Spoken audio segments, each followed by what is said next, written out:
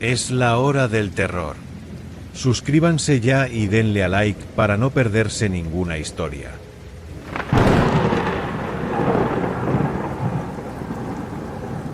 El aire en el Archivo Municipal de Madrid siempre huele a polvo ancestral y papel en lenta descomposición. Llevo 8 años trabajando aquí, Sofía Martín, custodiando registros que la mayoría de la ciudad prefiere olvidar. Pero nada, absolutamente nada en mi vida de archivera me preparó para lo que encontré en la sección médica. Estantería 13, una caja etiquetada simplemente H experimental. 1898 a 1912. No fue el título lo que me heló la sangre, fue la humedad antinatural que rezumaba del cartón envejecido, una humedad fría y espesa como aceite, cargada con un leve aroma a óxido y algo más dulce, más pútrido, que no lograba identificar. Dentro había carpetas de cuero, agrietadas y deformadas, atadas con cordones deshilachados. Abrí la primera, marcada casos iniciales. No eran registros ordinarios. Eran relatos meticulosos, escritos a mano con una caligrafía febril por un tal doctor Ignacio Martínez, detallando procedimientos realizados a mujeres diagnosticadas con histeria aguda. Lucía García, 19 años, de Toledo, ingresada por melancolía e insubordinación. Los métodos descritos no eran medicina, eran tortura disfrazada de ciencia. Instrumentos diseñados para explorar las profundidades uterinas, no para curar, sino para extraer el mal residente.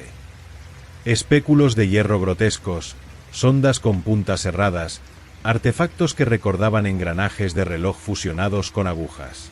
El doctor Martínez escribía con un entusiasmo macabro sobre los fluidos negros expelidos, los gritos que interpretaba como la voz del demonio siendo expulsada. Una gota fría cayó en mi muñeca. Miré instintivamente hacia arriba, pero el alto techo abovedado estaba seco. Otra gota.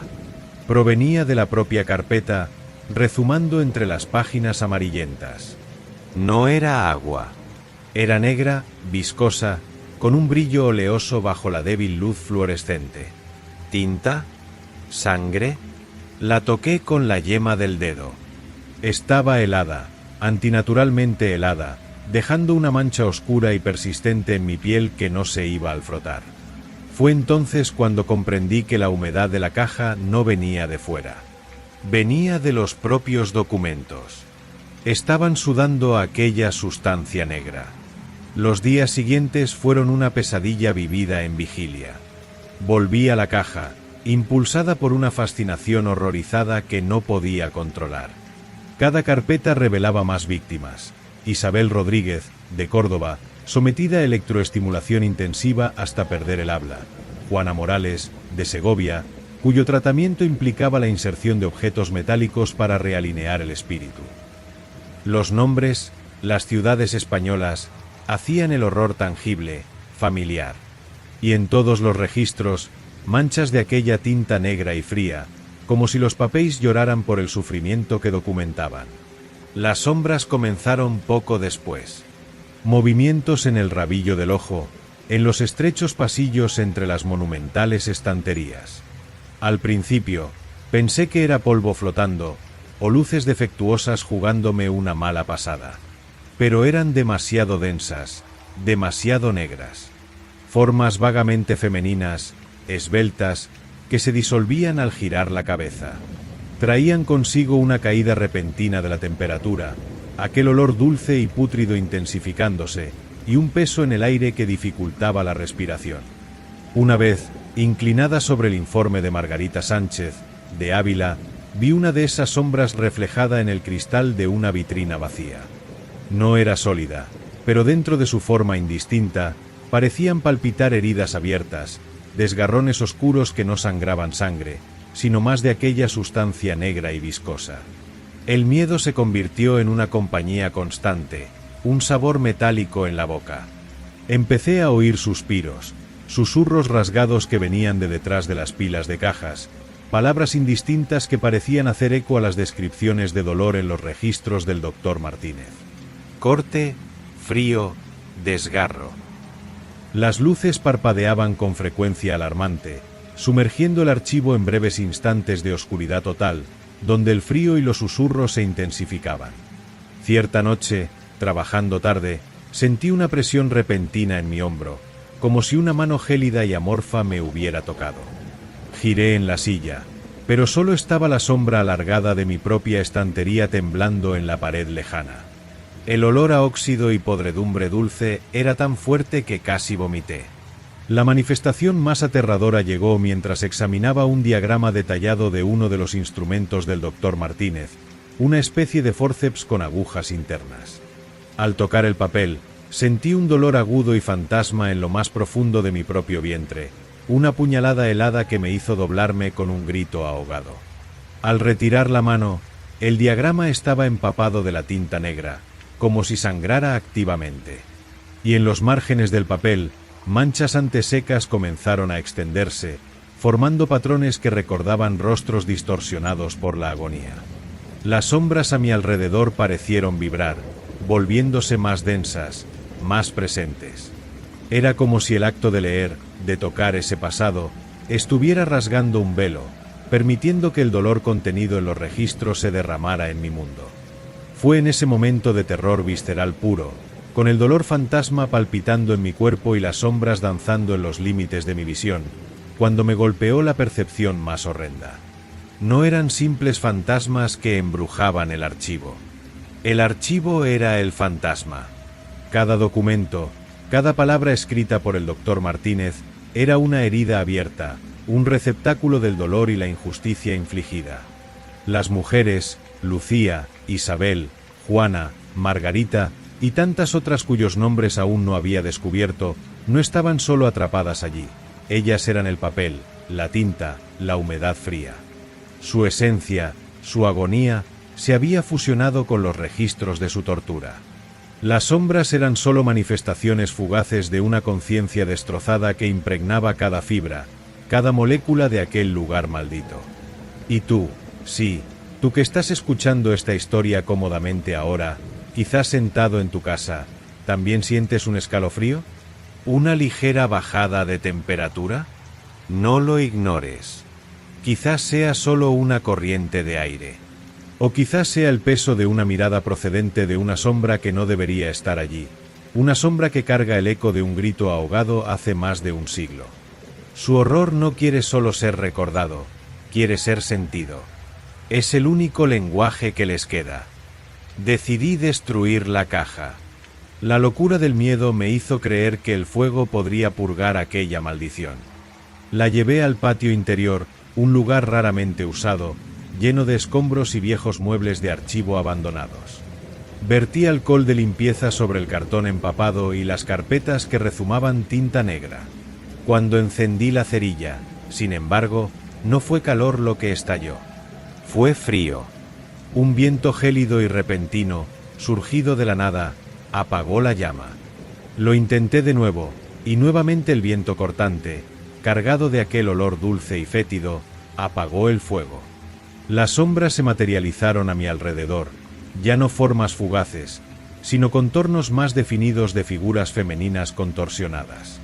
Las heridas incorpóreas brillaban con una negrura profunda, palpitando, y de ellas fluía la tinta negra como sangre, goteando en el suelo de hormigón, formando charcos que reflejaban no el cielo, sino un abismo sin fondo.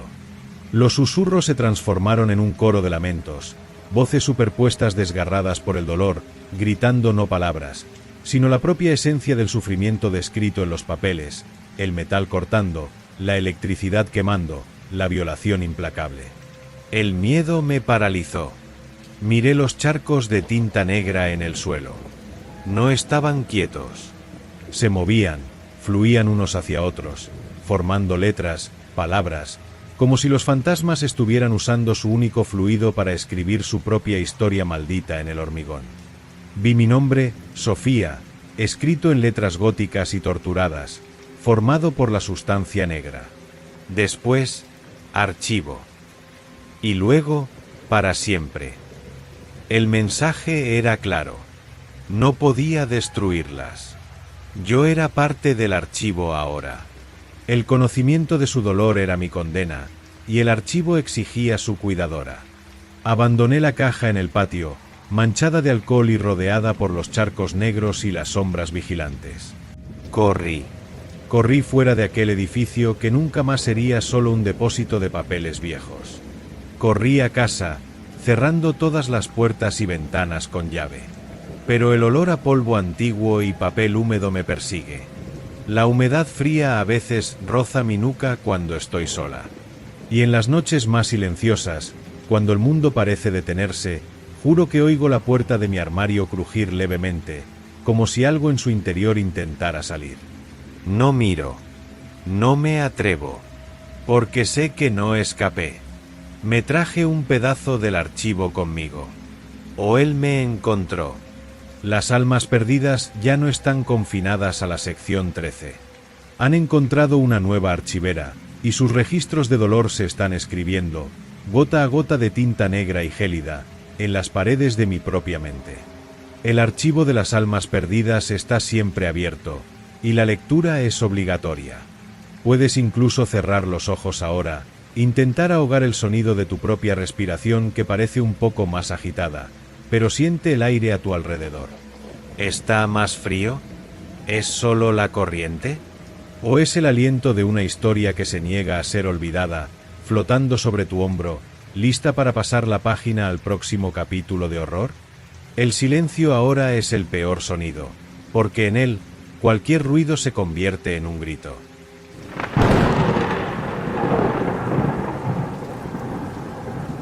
El olor a rosas viejas y tierra de cementerio impregnó la catedral de Sevilla el día que trajeron el monstruo de plomo.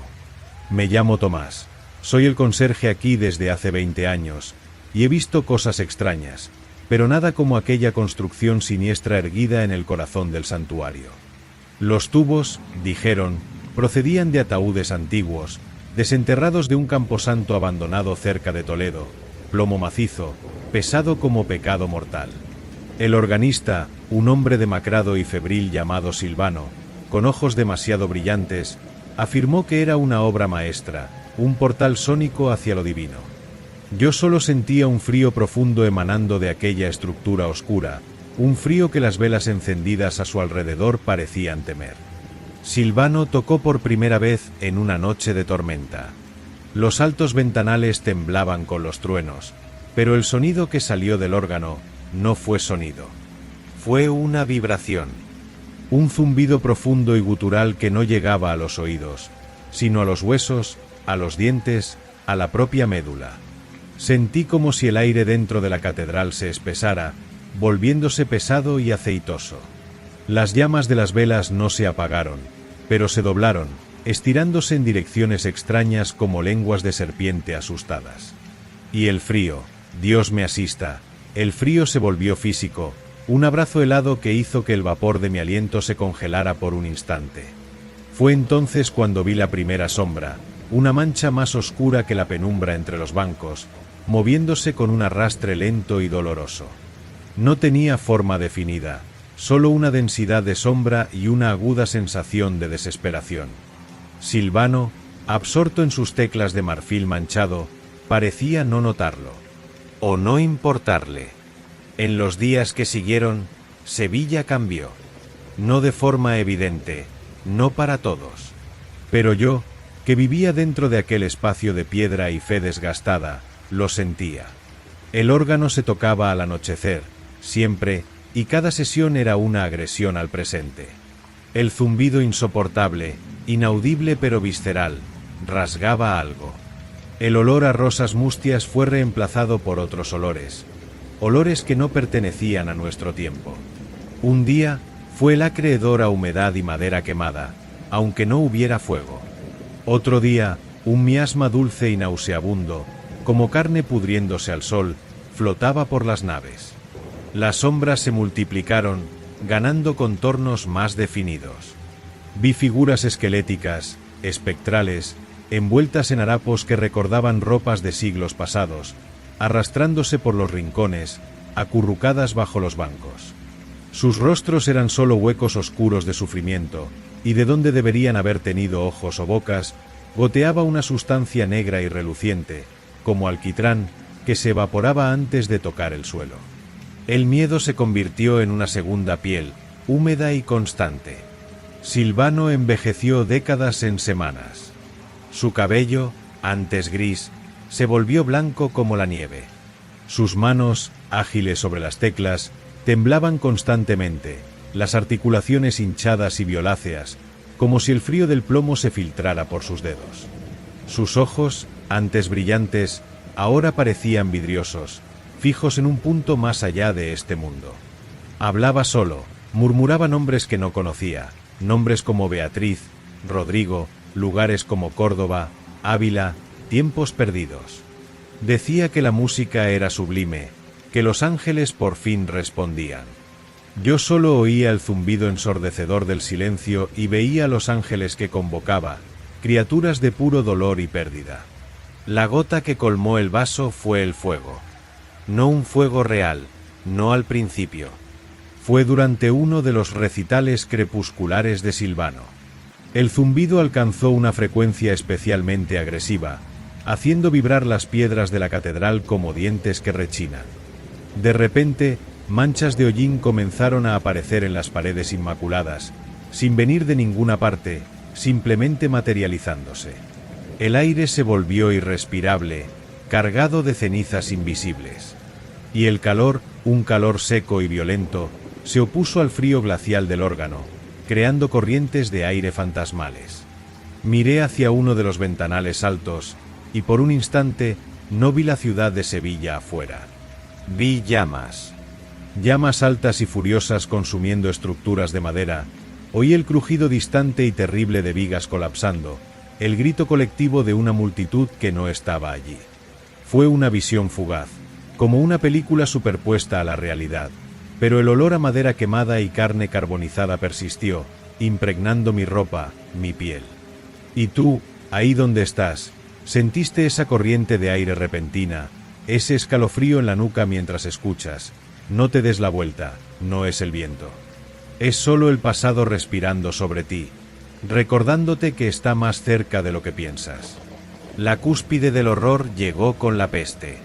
Silvano, consumido por la música o por la locura que portaba, tocaba casi sin parar. El zumbido era ahora una constante, un martilleo dentro de mi cráneo.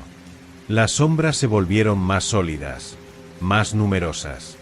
Figuras tambaleantes, cubiertas de llagas negras y purulentas que rezumaban ese mismo alquitrán espectral, llenaban los bancos traseros. Sus gemidos bajos, roncos, no eran audibles, pero se sentían en la presión del pecho, en la náusea que subía por la garganta. El olor era insoportable, lo dulce pútrido de la carne en descomposición mezclado con moho y desesperanza. Un día, al pasar cerca de una de esas figuras encorvada junto al confesionario, vi el rostro con claridad. Era el rostro de una mujer joven, quizás Elvira. Su nombre llegó a mi mente como un susurro helado. La mitad de su cara estaba consumida por la enfermedad negra. El ojo izquierdo era solo un hoyo oscuro del que rezumaba la sustancia negra. Levantó una mano esquelética, no hacia mí, sino hacia el órgano, en un gesto de súplica o maldición eterna. Fue entonces cuando simplemente se desintegró. No desapareció, sino que se disolvió en una nube de polvo negro y moscas iridiscentes que no existían, dejando solo una mancha húmeda y oscura en el suelo de piedra que desapareció minutos después. El pasado no solo se manifestaba, estaba sangrando, pudriéndose en nuestro presente. Intenté detener a Silvano. Agarré sus frágiles hombros, lo sacudí, grité sobre las sombras, el fuego, la peste. Él me miró con esos ojos vidriosos, una sonrisa serena y aterradora en su rostro cadavérico. Por fin pueden descansar, Tomás, susurró, su voz un crujir de hojas secas. La música los libera. No oyes cantar a los ángeles. No estaba liberando a nadie. Estaba desgarrando el velo que separa los tiempos, dejando que las tragedias atrapadas en el limbo, los dolores que nunca encontraron paz, inundaran nuestro mundo como una marea negra. La última vez que Silvano tocó, la catedral casi se derrumba. No físicamente, pero en su esencia. El zumbido fue tan profundo que aparecieron grietas en las paredes seculares, no de piedra, sino de oscuridad pura. Las sombras se fusionaron, formando una niebla espesa y pulsante que respiraba desesperación. Figuras indistintas de víctimas de incendios, piel descarada y humeante, corrían en silencio entre los bancos. Víctimas de la peste, hinchadas y negras, se arrastraban por el altar. El calor de fuegos pasados y el frío de la muerte luchaban por dominar el aire. El olor era el olor del fin del mundo. Silvano, con un último arranque de energía maníaca, atacó las teclas, su cuerpo contorsionándose como una marioneta. Luego, se detuvo. De repente, el silencio que siguió fue más aterrador que cualquier zumbido. Permaneció sentado en el banco del organista, la cabeza inclinada hacia adelante, las manos descansando sobre las teclas, frías y rígidas como los tubos de plomo sobre él. Muerto. O consumido. Quitaron el cuerpo de Silvano, pero el órgano permanece. Nadie tiene el valor, o quizás la cordura, para intentar retirarlo. La catedral está cerrada al público ahora, en restauración, dicen los periódicos de Sevilla. Pero yo sigo aquí, de conserje, o siendo custodiado, porque el monstruo de plomo no está en silencio. A veces, al caer la noche, cuando la última luz se desvanece a través de las vidrieras rotas, un solo tubo emite un gemido bajo, un suspiro de plomo que hiela la sangre. Las sombras aún se mueven, más tímidas ahora, pero presentes. La mancha de hollín en el muro norte nunca desapareció. Y el olor, Dios me ayude, el olor alterna entre rosas podridas y carne enferma, dependiendo del humor del pasado. La peor parte son las teclas. A veces, en plena noche, cuando la luna arroja haces de plata a través del polvo suspendido, juro que veo las teclas blancas y negras del órgano moverse solas. Como si dedos invisibles, fríos como la tumba, aún intentaran tocar, intentaran rasgar el tejido del tiempo una vez más. Intentando traer de vuelta el fuego, la peste, la desesperación. Y yo me quedo aquí, inmóvil, sintiendo el frío del plomo en mi espalda, escuchando el silencio que precede al zumbido, sabiendo que el limbo está a solo una nota de distancia. Y sabes lo que más me aterra, más allá del órgano y las sombras, es la idea de que Sevilla, tu casa, tu calle tranquila, quizás esté asentada sobre capas y capas de tragedias pasadas, dolor no resuelto, solo esperando el instrumento equivocado, la frecuencia equivocada, para regresar. Duerme bien. Si puedes. El órgano solo descansa, no está muerto. Nunca muerto. Y el pasado tiene una paciencia infinita.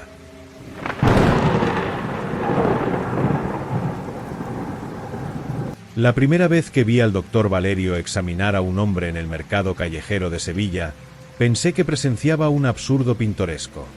Medía cráneos con compases de plata, escudriñaba ángulos faciales con reglas delicadas, anotaba todo en un cuaderno de cuero gastado. Sus dedos largos y fríos tocaban rostros ajenos como quien evalúa ganado.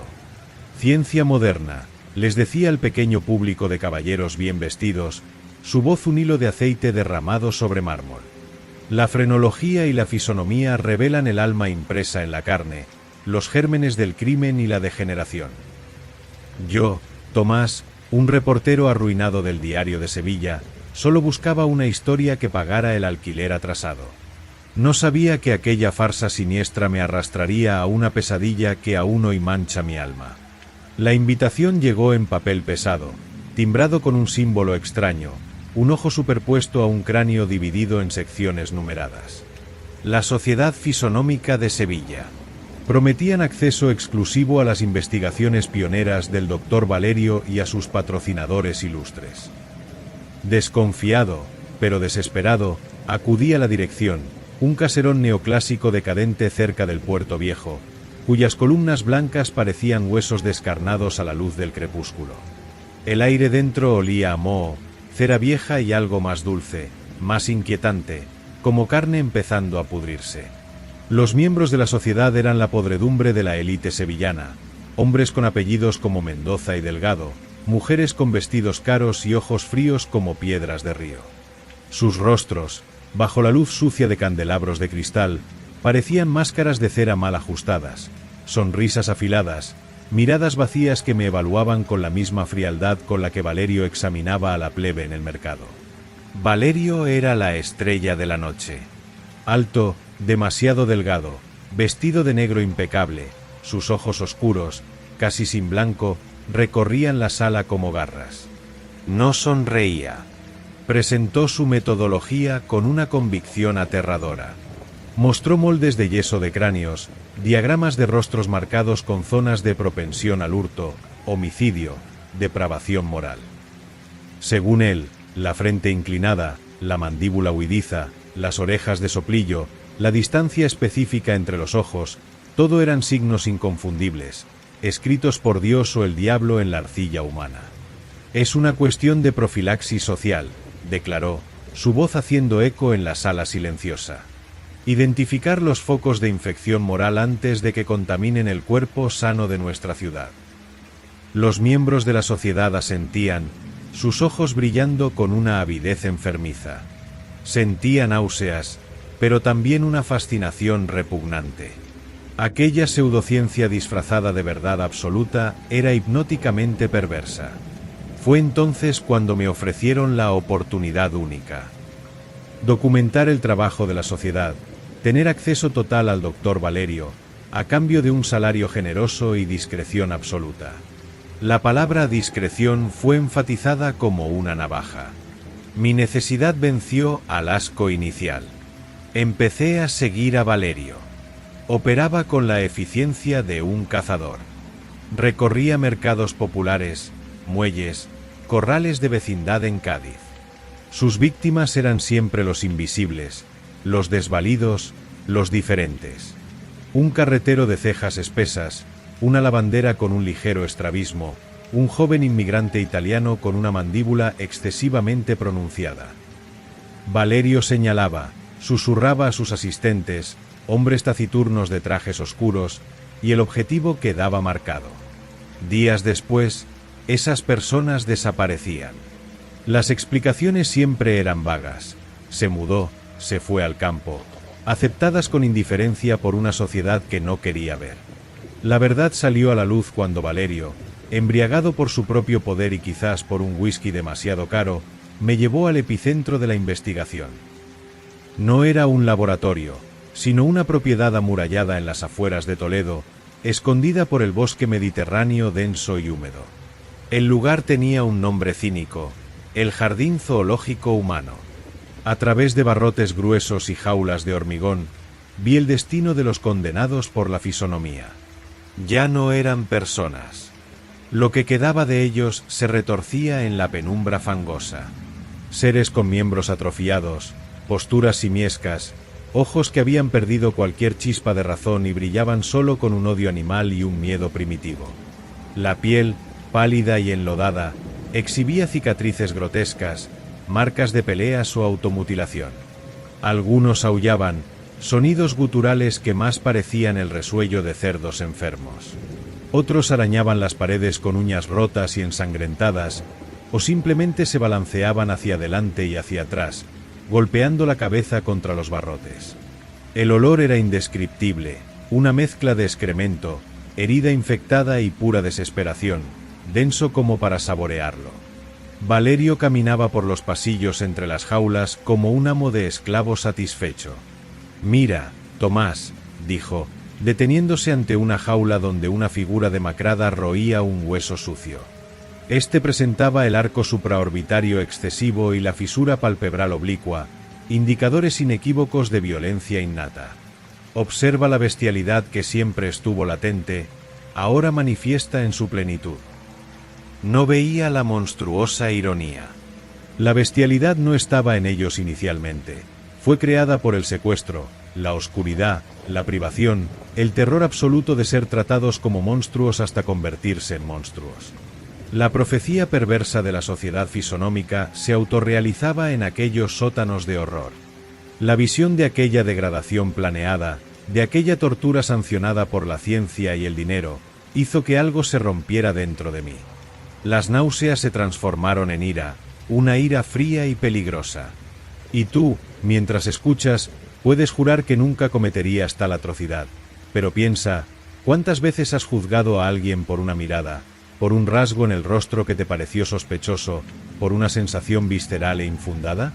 El germen del prejuicio que alimentó a la sociedad fisonómica vive adormecido en todos nosotros, esperando solo las condiciones adecuadas, el miedo suficiente para manifestarse. No fue heroísmo, fue desesperación y un toque de locura. Sabía que denunciar directamente sería suicidio. La sociedad era poderosa, sus raíces hundidas en las estructuras más altas de Sevilla y Madrid. En lugar de eso, robé. Esperé una noche en la que Valerio se demoró en una cena con sus benefactores. Forcé una ventana trasera del caserón, un lugar que ya conocía bien. Mi objetivo no eran documentos comunes, sino el cuaderno de cuero del doctor Valerio. Lo encontré en su escritorio, un mueble gótico y pesado que parecía salido de una pesadilla. Las páginas estaban llenas de bocetos faciales minuciosos, mediciones craneales, notas secas como propensión a la cleptomanía confirmada, sujeto 47, indicios de perversión sexual en la forma nasal, sujeto 22. También había listas de nombres, direcciones, fechas de desaparición. Era la prueba del secuestro, la tortura, el asesinato de almas. Guardé el cuaderno bajo la chaqueta, mi corazón latiendo como un tambor de pánico. Al salir, vi algo que me paralizó. En un espejo empañado del pasillo, mi propio reflejo. Mis ojos, siempre considerados tristes, parecían profundos y sombríos en la penumbra. Mi mandíbula, ligeramente prominente. Mis orejas. ¿Acaso yo también tenía los rasgos? Un frío que no era del aire nocturno invadió mis huesos. La semilla del miedo que Valerio sembraba había encontrado suelo fértil incluso en mí. Usé el cuaderno como moneda. Envié copias anónimas a periódicos rivales del Diario de Sevilla, a un juez en Madrid conocido por su integridad relativa, pero suficiente, a un sacerdote atormentado por su propia conciencia. El escándalo estalló como dinamita en un barril de pólvora. Los arrestos llegaron rápido, los miembros de la sociedad, antes tan altivos, arrastrados a la luz pública con trajes desaliñados, sus rostros ahora marcados por el verdadero crimen, el miedo al castigo. El caserón fue asaltado, el jardín zoológico humano en Toledo fue descubierto. Las imágenes de los supervivientes, o mejor dicho, de los que aún respiraban, conmocionaron a la nación. Criaturas destrozadas, irreconocibles, arrastradas a la luz del sol que no veían desde hacía años, décadas tal vez. El horror era tan grande que casi eclipsó el origen del mal. En cuanto al doctor Valerio, desapareció. Algunos dicen que huyó a Europa con lo que quedaba de la fortuna de la sociedad. Otros, que fue linchado por una multitud enfurecida en los muelles. Yo sé la verdad. Visité el manicomio donde los pocos supervivientes del jardín que no murieron de inmediato fueron confinados, un lugar aún más sombrío que las jaulas de Toledo.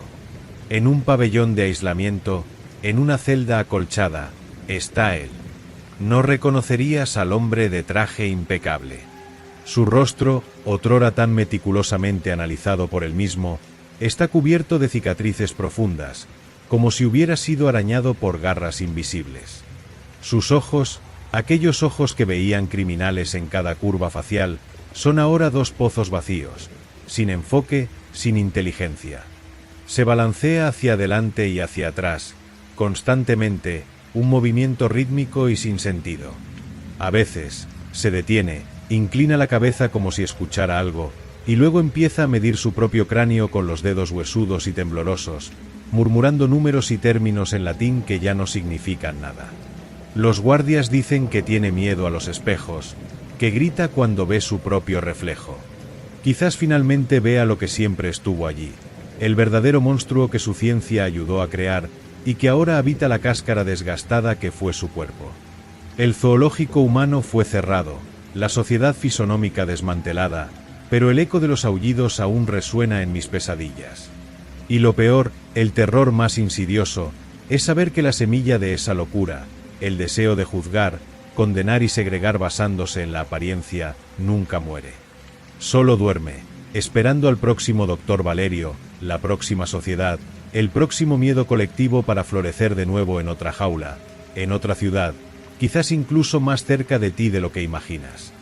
Mira a tu alrededor, los rostros en las calles. ¿Cuántos rasgos puedes identificar ahora, después de escuchar esto?